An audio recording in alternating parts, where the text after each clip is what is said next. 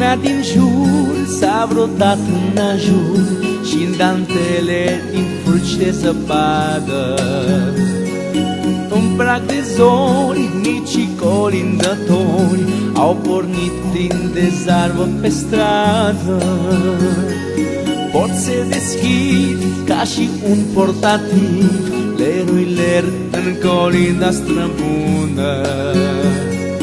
Cântă voioși, sunt atât de frumoși, ca povestea cu zâna cea bună.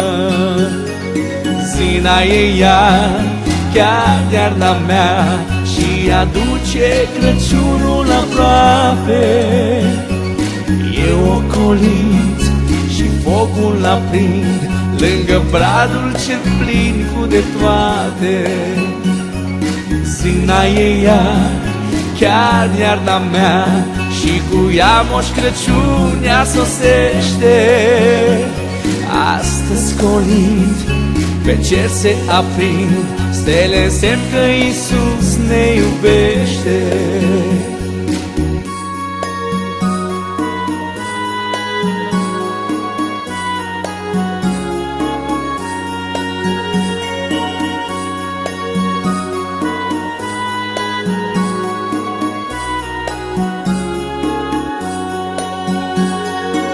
Unii părinți mă așteaptă cu minți, an de an ca să vin cu colinda.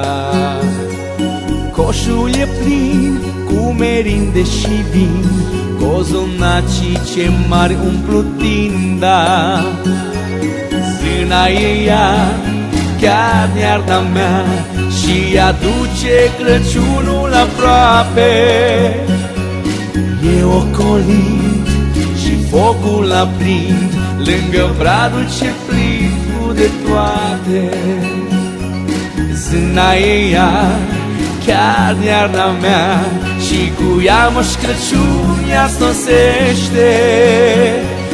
Astăzi colind, pe cer se aprind stele, în semn că Iisus ne iubește.